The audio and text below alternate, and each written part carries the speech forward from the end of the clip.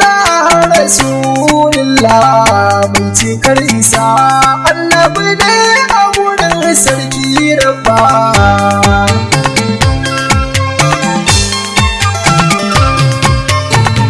Ya ahadin suljalal magajin raina martabar kace mallakin girman nan na suna Allahu ahad sunan da ya zama ya bana tajalli a komai tasirifin komai ku duba.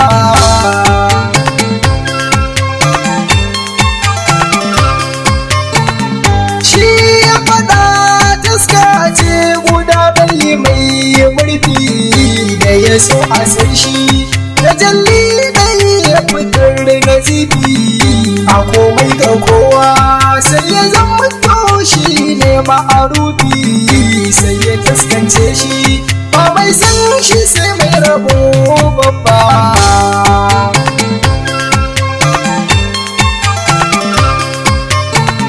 Shi ba guda ne amma zamuto a duka gashi a fili amma ya zamuce hakika jallin ilahi mai kawar da dukkanin wata shirka samun kadaye shi ne samun sarki rabba.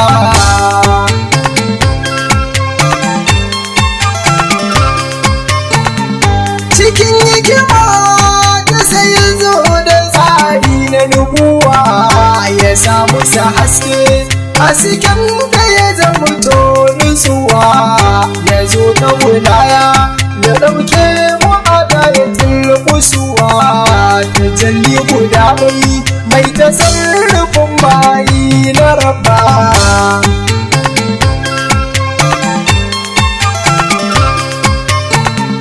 Ahmadu ne ya zama nan guda ɗari ta ilahu sarki mai rabo da rabawa shi ɗari yake mana komai labari a cikinsa gaba ɗari ya tattara tabbas sha'ani na rasulu sai rafa.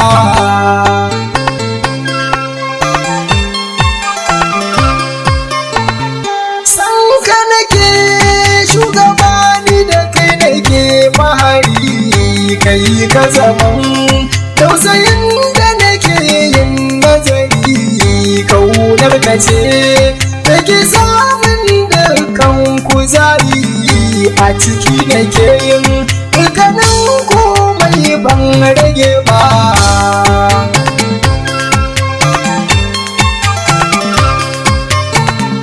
Yarda da ni ka aminta da ni ya shugaba da kisar ilahi sardikin da ya saka kan gaba yake masalati a cikin komai bai rage ba. Ka yarda ka bar ni a cikin masoyanka shugaba.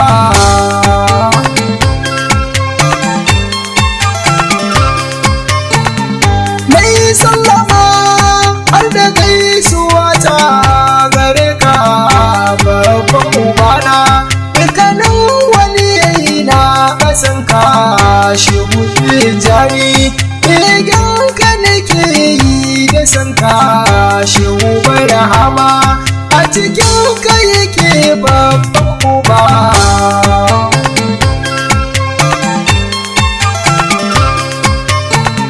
Ya shugaba haske na da nake yin nuni shi baba a cikin ka nake duk shu'uni babban uba wanda bai da misali da kini masoyin baba naka ne a cikin komai baba.